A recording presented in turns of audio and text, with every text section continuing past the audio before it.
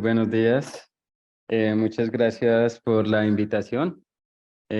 Espero poderles contar, pues, de una manera fácil, resumida, el decreto 1630 de 2021. No es una norma muy fácil de explicar. ¿Por qué? Porque las sustancias químicas, como ya mencionó mi compañero Rodolfo, es un universo bastante grande y tratar de acotar aquellas de uso industrial a una norma y a un modelo de gestión fue un trabajo desde el 2015 hasta el 2021. Poner de acuerdo a todos los actores y que todos quedaran contentos con el modelo final.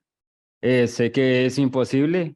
Muchos quedaron con ciertos, diría yo, pedacitos que quieren incorporar, pero como dice el dicho, no todo el mundo puede quedar contento en una batalla. Entonces, espero que les pueda resolver la mayoría de dudas, que entiendan la norma y lo primero es que se lleven un mensaje de que todo no está dicho. La norma es solamente un modelo, es esa hoja de ruta y más o menos, no sé si estaré, pero en unos 10 años estarán viendo como el resultado final del modelo que se estableció para Colombia.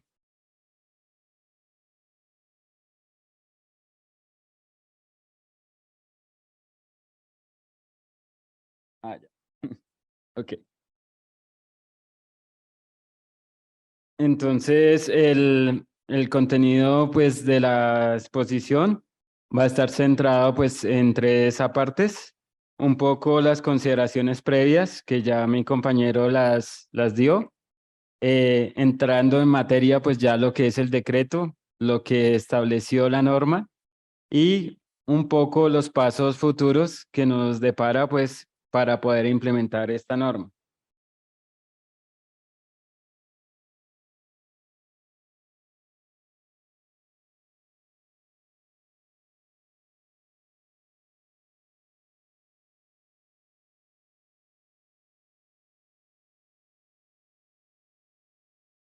Eh, entonces, las consideraciones previas que tenemos un poco fue toda esa hoja de ruta que nos llevó a que fuéramos pues miembros de la OSD.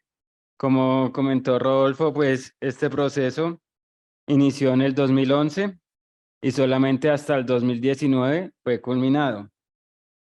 Hubo un trabajo, pues primero, llevó a que el gobierno se articulara. ¿Por qué? Porque la gestión de sustancias químicas no es solamente del sector ambiente, no es solamente del sector salud, no es solamente del sector trabajo, que son como los tres grandes que más conocemos.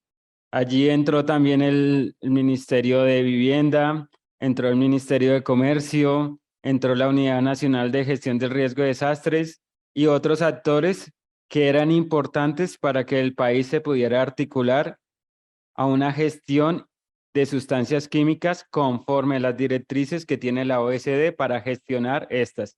Entonces, el primer trabajo y lo más difícil fue cómo coordinar tantas entidades y cómo hacer que todas vayan en una misma hoja de ruta.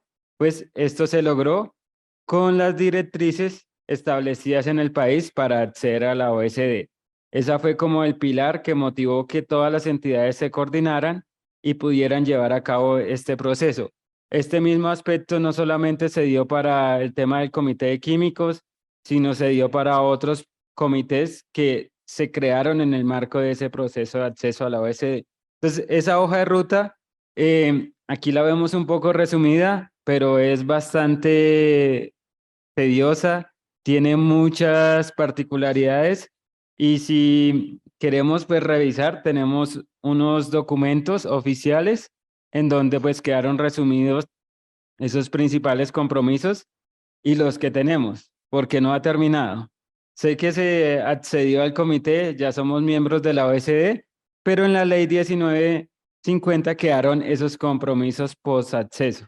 Es decir, que todavía no hemos terminado, tenemos tareas por e informes que llevara la OECD, en donde tenemos que demostrar que esos compromisos que adquirimos pues se siguen cumpliendo. Entonces, la tarea no ha terminado, pero esta fue la estrategia y la hoja de ruta que nos permitió pues llevar a cabo ese proceso y que se lograra expedir pues este decreto. Ya Rodolfo un poco mencionó el tema de la evaluación de desempeño ambiental. En eso lo importante es resaltar que teníamos 22 instrumentos químicos que analizar y evaluar y mirar si el país los había cumplido en su totalidad o no y establecer una hoja de ruta. Esa hoja de ruta, ¿qué fue? La posición revisada del país. Esa posición revisada del país nos dio ese diagnóstico de cómo estábamos en el marco de las obligaciones que teníamos en materia de sustancias químicas para el acceso a la OECD y allí se plasmaron pues los compromisos que ya podíamos decir que se habían cumplido o cuáles estrategias íbamos a desarrollar para dar cumplimiento pues a estas políticas de la OECD. Y una de ellas es el tema del COMPES 3868, en donde ya les mencionaron que habían 2 programas y unas estrategias transversales. Entonces, en materia de sustancias químicas, teníamos que ese programa de gestión que se había plasmado en el COMPES 3868 debía ser adoptado. ¿Cómo se iba a adoptar? Pues fue la primera pregunta. La primera estrategia que tuvimos en el 2014 fue plasmar un proyecto de ley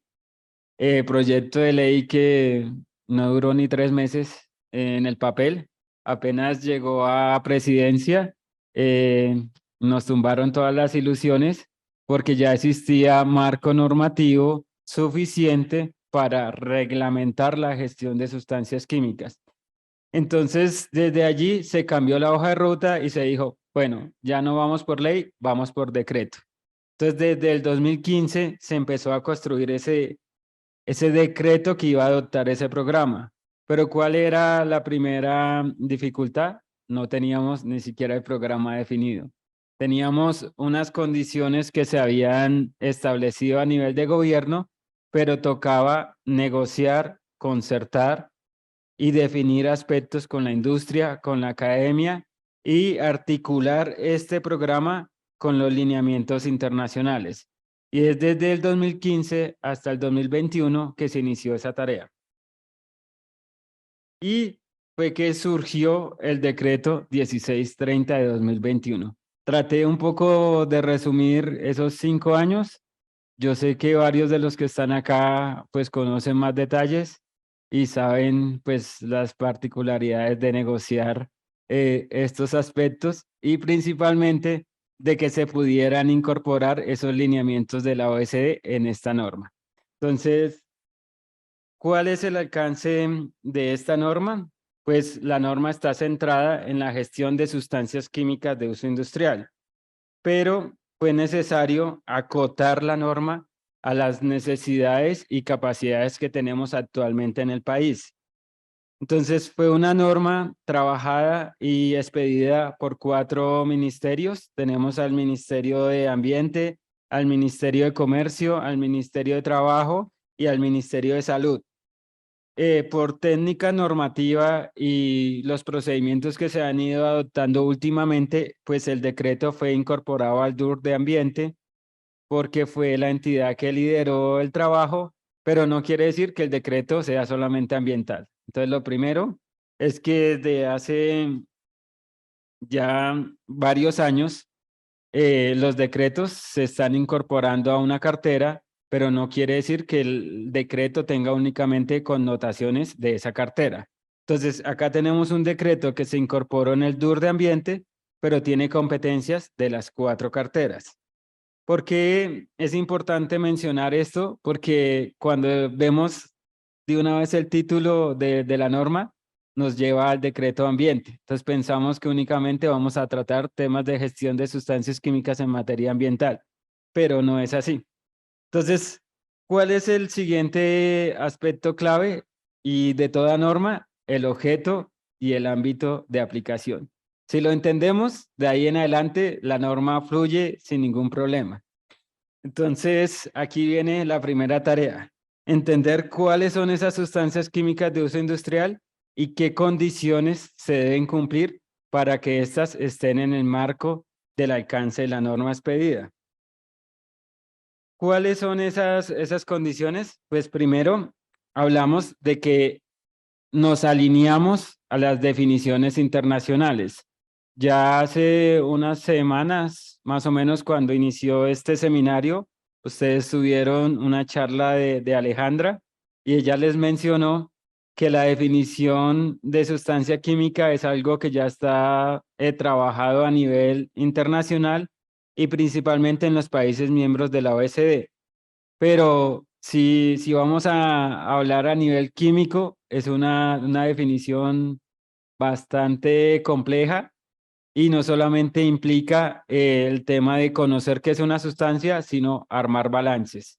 Entonces, si la leemos en detalle, hablamos de que son elementos químicos y compuestos, o sea que acá tenemos todo, que son de origen natural o de origen sintético. O sea, ahí seguimos con todo.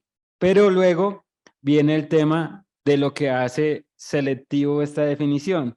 Entonces, hablamos que incluye el tema de aditivos e impurezas, es decir, que ya nos está llevando a que vamos a tener productos dentro de esta definición, pero que en el balance se excluye el solvente. Entonces ustedes me van a decir, tienen una definición de sustancia y están combinando 5 definiciones en una sola. Yo sé que es difícil, pero así se maneja a nivel internacional y es el concepto que existe. Entonces el ejemplo más típico para entender es lo que ustedes más manejan, es el ácido clorhídrico. El ácido clorhídrico es un gas, ¿verdad? Disuelto en agua. Entonces, ahí, ¿cómo aplicamos esta definición? Entonces, ¿cuál es el solvente?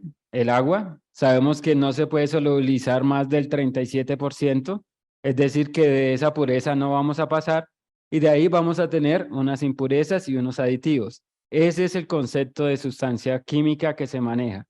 Entonces, no lo llevemos al nivel químico en donde vamos a definir como tal qué es una sustancia química, sino cómo se maneja ese concepto a nivel normativo. Ahora, esas sustancias químicas a nivel comercial, ¿cómo pueden estar? Solamente existen 3 formas. Esas pueden estar en materia de sustancias como tal, pueden estar en forma de mezclas o pueden estar en forma de artículos. Y aquí viene el otro choque que hay y principalmente con el concepto que tienen, que es el tema de productos químicos. Acá nos olvidamos del tema de productos químicos y hablamos de esos 3 conceptos. Ahora, esas sustancias que llamamos pueden estar de 2 maneras. Pueden estar de una manera monoconstituyente, es decir, cuando su pureza es alta y excluyendo los solventes, estamos hablando de un 85%. Pueden estar de una manera multiconstituyente, es decir, que tienen varios componentes, pero para el caso de Colombia hicimos una salvedad. Esa sustancia multiconstituyente se debe generar de un proceso de reacción, es decir, que es una mezcla no intencional. Entonces, lo más típico, cuando yo tengo isómeros, yo hago una reacción y esa reacción me permite obtener pues una mezcla de esos isómeros. Eso se denomina una sustancia multiconstituyente. Ahora, cuando yo tengo varias de esas sustancias y las combino de manera intencional y obtengo una mezcla, entonces estoy hablando de este tipo de sustancias. Ahora, esas mezclas pueden ser de 2 formas. Puede ser una mezcla homogénea y puede ser una mezcla heterogénea. Y además, yo puedo combinar varios estados de la materia para sustancias. Entonces, puedo tener una solución de un gas en un líquido y eso es una mezcla dependiendo de ciertas condiciones. Puedo tener combinaciones sólido-sólido y siguen siendo mezclas. A la luz del decreto, únicamente nos vamos con las mezclas homogéneas. Entonces, por eso hablamos de soluciones. Y los artículos, que es lo más común de donde podemos encontrar las sustancias, en el país no tenemos actualmente pues la capacidad para gestionar ese tipo de sustancias y lo hemos dejado para una siguiente etapa. Entonces, en esta primera etapa de gestión de sustancias químicas de uso industrial, únicamente nos vamos a quedar con las sustancias monoconstituyentes, multiconstituyentes y mezclas homogéneas. Más adelante vamos a ver el acotamiento que se hizo a este concepto. ¿Cómo se acotó? Pues con dos aspectos claves y que nos permiten ir haciendo ese embudo que nos lleva a entender el alcance del decreto. Ahora, pues, acá tenemos cuáles resumen esos aspectos. Entonces tenemos que las sustancias deben ser químicas de uso industrial, cumplir con las definiciones, deben ser monoconstituyentes, multiconstituyentes o mezclas, y estas mezclas deben ser homogéneas. Pero adicionalmente a estas sustancias yo les debo poder asociar dos variables o dos criterios, que yo le pueda asociar un número CAS y que yo pueda identificar plenamente esa sustancia. Si no se cumple ese requisito, sigue estando fuera de la norma. Y ahora viene el otro aspecto, que es el tema de peligros. Esa sustancia debe tener al menos una clasificación de peligros conforme el SGA, más conocido como libro púrpura. Si no tiene, no hace parte del objeto de esta norma. Ahora, ya teniendo claro pues ese concepto, ahora venimos a revisar el ámbito de aplicación. Y aquí es donde la cosa se pone un poco más, diría yo, más difícil. ¿Por qué? Porque tocaba revisar toda la normativa nacional y todos los casos uno a uno en donde era posible que se excluyeran esas sustancias de la norma. Y vino el proceso de definir, pues, cómo era posible revisar todas las normativas y los casos uno a uno. Y ahí es donde mucha gente, pues, no quedó contenta, algunos sí, algunos todavía siguen discutiendo, pero pues se trató de hacer la mayor revisión posible. Entonces, lo primero es que la gestión aplica todo el ciclo de vida, excluyendo los residuos. ¿Por qué? Porque ya sabemos que los residuos tienen normativa y ya la vieron el día de ayer. Entonces, acá vamos a hablar de un ciclo de vida de la sustancia, pero vamos a hablar de esa sustancia con ciertas exclusiones. ¿Cuáles son esas exclusiones? Pues primero, todo lo que tenga una normativa que permita gestionar esa sustancia queda excluido. Esa revisión pues se hizo y acá está pues consolidada, pero ustedes la pueden consultar en el instructivo que está disponible, que ya Santiago más adelante les va a comentar, y es una revisión dinámica. No quiere decir que el pantallazo que está acá lo vamos a tener en 2 años, 3 años. Si sigue saliendo norma o alguna de estas, pueden ir saliendo. Entonces, a manera de ejemplo, hace 2 años, ustedes en internet pueden buscar este pantallazo y ven que hace 2 años a hoy ya cambió. Habían 3 normas que estaban ahí que ya no están. ¿Por qué? Porque se ha hecho el análisis y el estudio si sí o no la norma gestiona la sustancia. Si no la gestiona, pues sale de esta tablita. Entonces, esta tabla no es fija, es dinámica, y por eso en el decreto no quedó una tabla, quedó una condición. El siguiente aspecto de exclusiones son aquellas que por condiciones y por el estado actual de la capacidad del país, pues no se incluyeron. Entonces tenemos el tema de los artículos, tenemos todo el tema de impurezas y tenemos otro bloque de sustancias que son las sustancias VSB.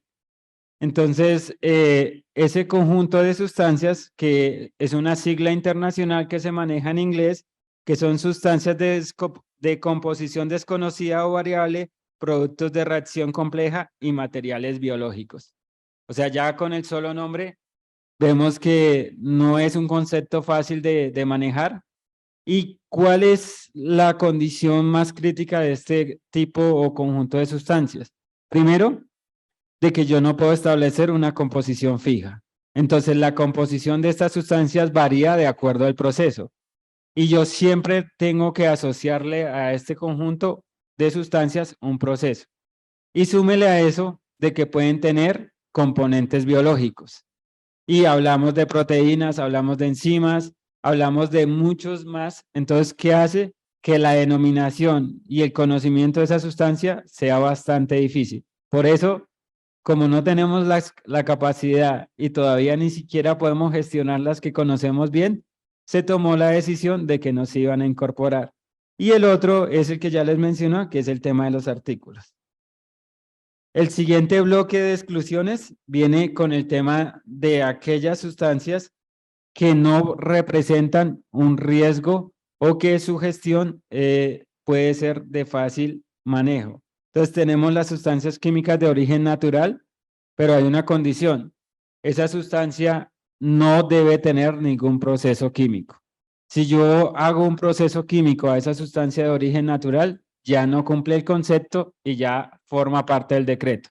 Entonces, si solamente hago procesos físicos, como temas de extracción y demás, siguen estando ahí. Pero si ya hago un proceso químico, ya no y entran a ser parte del decreto. Tenemos el tema de las sustancias intermedias no aisladas. Esto es a nivel de síntesis. Muchas son temporales y algunas se extraen y luego se usan en el mismo proceso. Entonces, como no hay una permanencia, un almacenamiento grande, entonces no se genera un riesgo, entonces se excluyeron. Tenemos todas las sustancias que están en temas de tránsito aduanero. Estas pues legalmente no están en el territorio nacional, son unas condiciones particulares a nivel aduanero y comercial y quedaron por fuera. Y tenemos el chicharrón en donde varios están contentos y otros no, que es el tema de los polímeros. ¿Por qué tomamos la decisión de sacarlos? Porque ni siquiera a nivel internacional la comunidad está de acuerdo. Algunos dicen que sí se deben incluir y en algunos países están, en otros no. Y todavía la discusión está bastante difícil y nosotros tomamos la decisión de dejarlos para una siguiente etapa. Tenemos otro grupo de sustancias que son aquellas que se generan en ciertas condiciones particulares. Entonces tenemos cuando se exponen estas sustancias al agua, pues se pueden generar hidratos. Tenemos que cuando dos sustancias en almacenamiento pueden reaccionar y generar una sustancia no intencional. Entonces tenemos este conjunto de sustancias que son aquellas que se generan en situaciones no previstas y por lo tanto están excluidas del proyecto normativo. Hasta aquí, pues era la idea. Si lograron entender estos dos apartes, de aquí en adelante, pues la cosa fluye y es más rápido. Entonces, ahora vamos a ver cómo vamos a gestionar esas sustancias. Entonces, para eso se establecieron que se iban a implementar unos instrumentos de gestión. Esos instrumentos de gestión, ¿qué es lo que buscan? Pues lograr gestionar esa sustancia química. Pero lo primero para establecer un instrumento que es los datos y la información.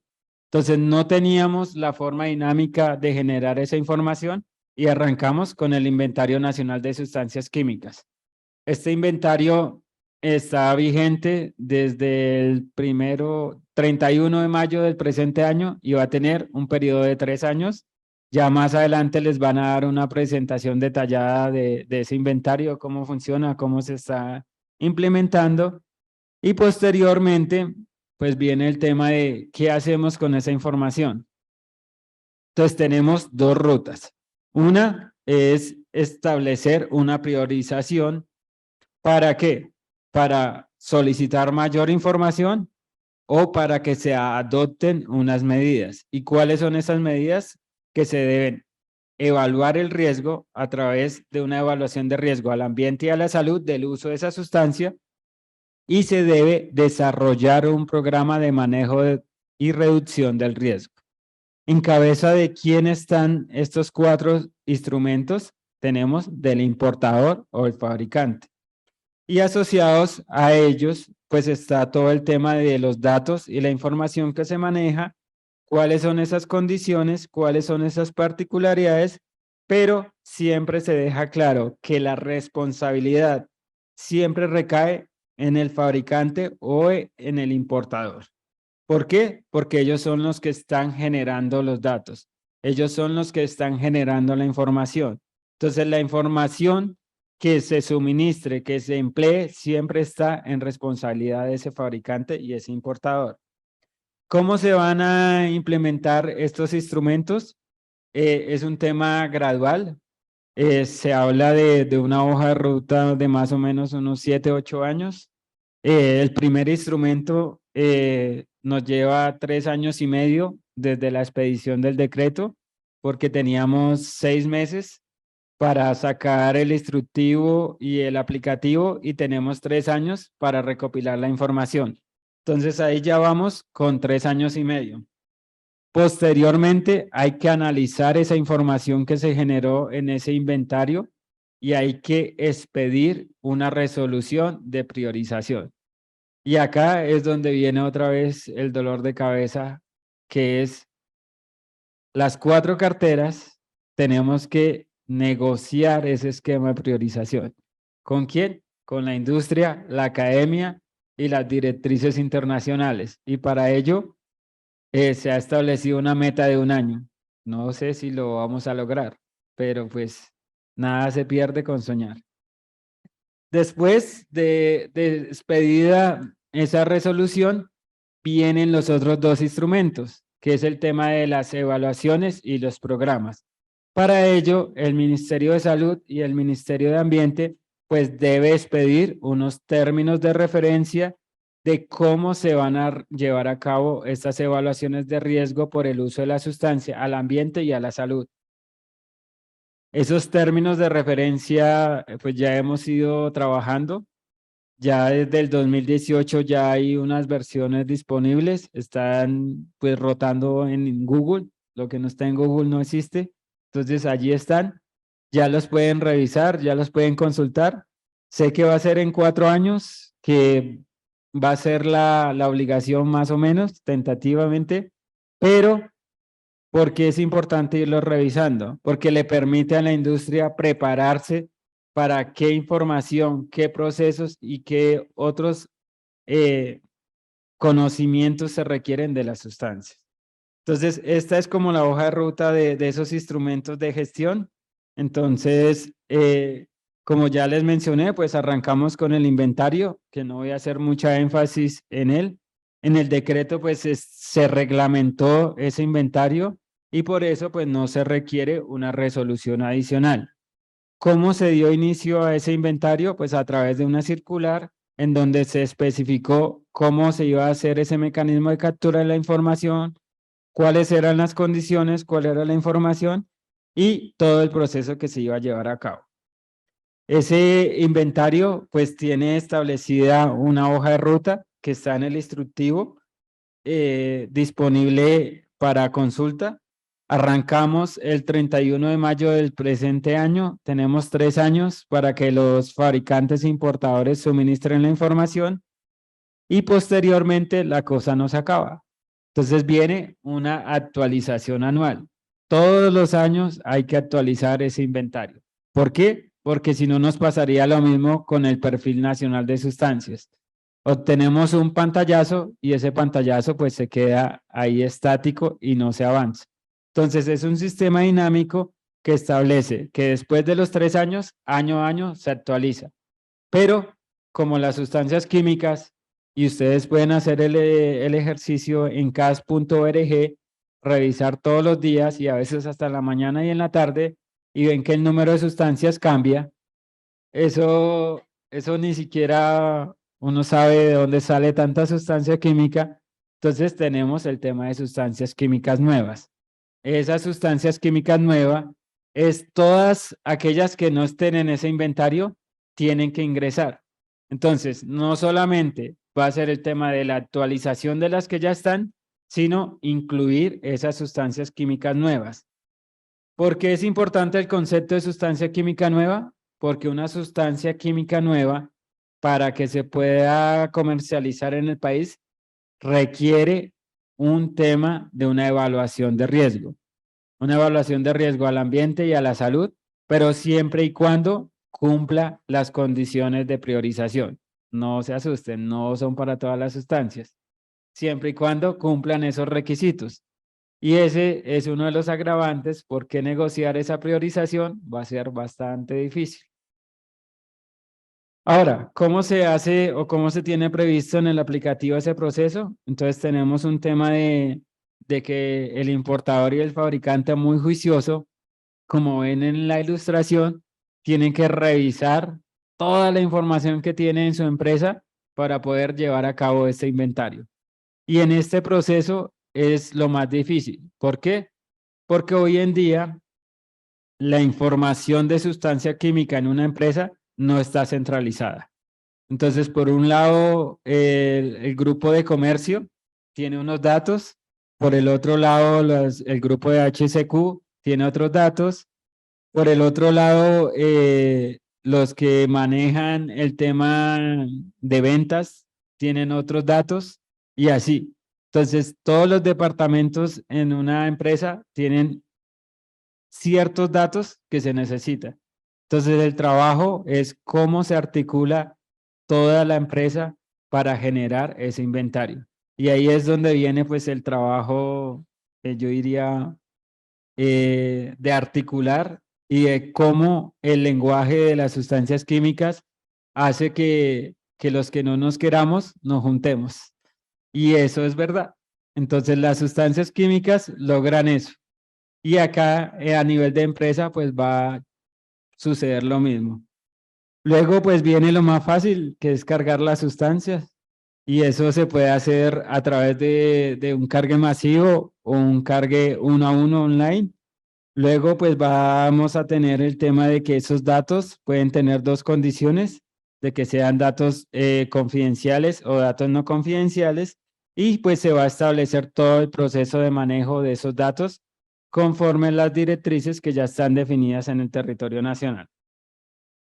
Hasta aquí, pues era el tema de esos instrumentos de gestión y luego viene el tema de qué vamos a hacer en materia de monitoreo y coordinación.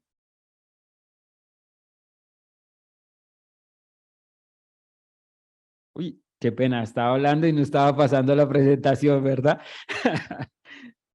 La costumbre, creo que hablé y no vieron mucho, pero bueno. Entonces, haciendo como un breve resumen, acá está la hoja de ruta del inventario.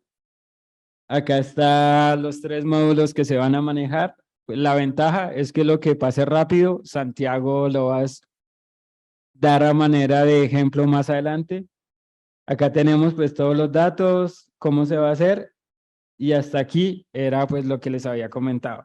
Ahora, todo el tema de monitoreo y el tema de coordinación es el otro trabajo paralelo al tema de los instrumentos de gestión. ¿Qué tenemos para ese aspecto en el decreto?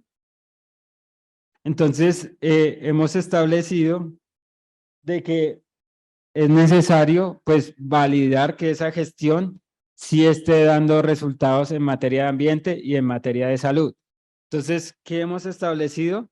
De que se va a realizar un proceso de seguimiento a través de las emisiones y transferencias del más famoso REDSE y que se busca pues que ese REDSE vaya evolucionando a nivel de los años para incluir más sustancias de interés. Y a nivel de salud se va a articular los sistemas de información en un sistema de información toxicológica que permite monitorear los efectos de esas sustancias en este aspecto. Y tenemos que se debe promover todo el tema de investigación y desarrollo, tanto a nivel de Estado, a nivel de empresa y recopilar esa información. Y no solo por eso, porque la OCDE nos estableció 2 compromisos, uno de cooperación de investigación a nivel internacional, es decir, en qué podemos apoyar Colombia a la OSD en materia de investigación con lo que hacemos en el territorio, con los datos que tenemos, y otro para investigación de sustancias químicas existentes. Entonces, esa tarea de investigación quedó ahí, está Esperemos que se pueda seguir desarrollando y que ese cuadrito verde algún día sea más brillante. ¿Cómo se va a hacer ese trabajo de coordinación? Entonces, el decreto creó un grupo técnico. Ese grupo técnico va a estar conformado por 8 miembros, 2 de cada ministerio, y va a estar coordinado por el Ministerio de Ambiente. ¿Qué se tiene previsto? Que por lo menos sesione 2 veces al año. Y se va a definir pues todas las tareas que tienen que hacer para garantizar que este decreto fluya y funcione. Esas 8 personas que van a estar en ese grupo pues van a tener bastante tarea, van a ser temas de día a día que van a tener que resolver, y aunque solo vayan a sesionar 2 veces al año, no quiere decir que no vayan a estar trabajando todo el año. Entonces, pues esta es la estrategia que se plasmó en el decreto y cómo se va a realizar este proceso. Ahora, otro tema crítico y más que todo en temas de sustancias químicas es el tema de los datos. ¿Qué condiciones se establecieron para el manejo de esos datos? Pues tenemos que existen principalmente 3 condiciones y 2 que nos atañen al tema de los compromisos de la OCDE. Entonces, primero, que se debe propender porque los datos existentes sean confiables. Entonces, toda la información que se utilice debe ser confiable. Y para eso, pues, se siguen teniendo las directrices que tiene el decreto del SGA en materia de datos confiables, pero se incluyó al Ministerio de Ambiente porque este no era firmante de ese decreto en esas condiciones que estaban plasmadas en el decreto 1496. Ahora, no toda la información está para las sustancias y tenemos la información nueva. Esa información nueva que se vaya a generar debe cumplir por lo menos 2 requisitos. Si no existe una autoridad BPL en el país, debe obtenerse en esos datos con entidades de ensayo acreditadas bajo ISO 17025. Cuando ya exista, pues ahí tenemos que se debe generar con esa entidad de ensayo reconocida por la ONAC en materia de BPL. Y adicionalmente tenemos pues el tema de aceptación mutua de datos, que es decir, que todos aquellos datos que se generen en los países miembros de la OECD y que cumplen los requisitos se deben aceptar. Entonces ahí tenemos esas condiciones para la información nueva. Ahora, esa información nueva y esa información existente no siempre es de nosotros. Cuando se vaya a utilizar de un tercero, se debe tener los derechos para poder usar esa información y se debe garantizar de que yo sí pueda demostrar en cualquier circunstancia de que tengo el derecho de usarla. Este es un tema bastante complejo, la OECD lo está trabajando, pero la forma práctica de entenderla es el ejemplo más típico. Muchos artículos científicos tienen información de sustancias químicas.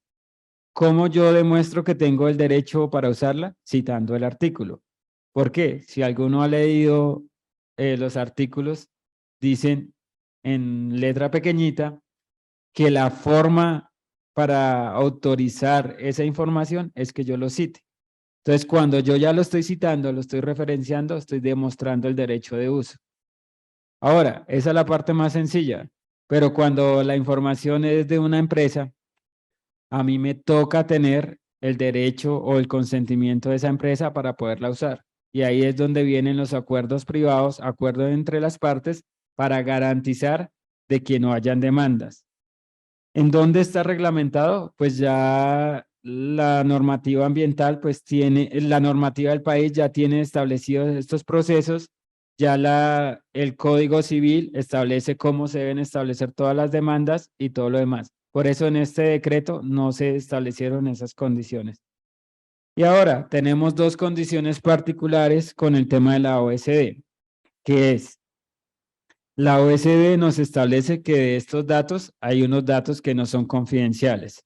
Entonces tenemos una lista de información no confidencial que ya está en una política de la OSD.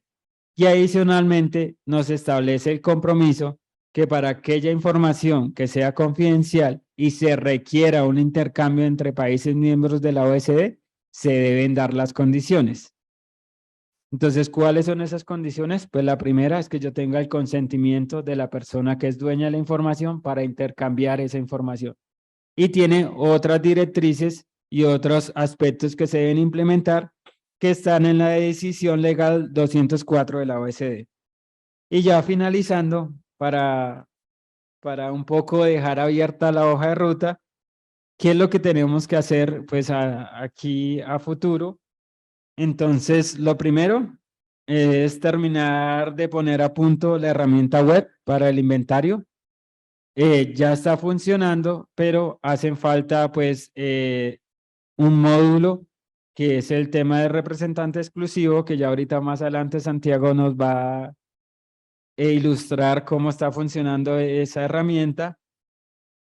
Implementar ese inventario, es decir, que lograr que a 2025 pues se haya recopilado la información de que se pueda obtener esos datos para análisis y lograr durante todos estos 3 años el tema de socialización y lograr difundir para que se cumpla esa meta. Entonces, como ya les mencioné, con la circular 018 del 2022, pues se dio inicio a este proceso. En materia de los otros instrumentos, pues falta en resumen expedir 5 normativas, 5 resoluciones, una resolución conjunta, 2 resoluciones del Ministerio de Ambiente y 2 resoluciones del Ministerio de Salud, que es en las que se va a adoptar los términos de referencia y la priorización. En materia de coordinación, hasta hace como unos 15 días ya se tiene conformado el grupo. Falta hacer la primera sesión, definir cómo va a trabajar ese grupo, cuáles van a ser las tareas, cómo se va a llevar a cabo ese proceso. Y tenemos que, como es necesario hacer 2 sesiones en el año, en lo que nos queda del semestre, debemos cumplir ese objetivo para el grupo de coordinación que estableció el decreto. Y tenemos el tema de reglamentar el RETSE que ya les mencionaron y definir la hoja de ruta para el sistema de información toxicológica. Pues aquí, esa manera resumida, el decreto. Espero que no les haya generado más dudas y si algo, pues estaré pendiente.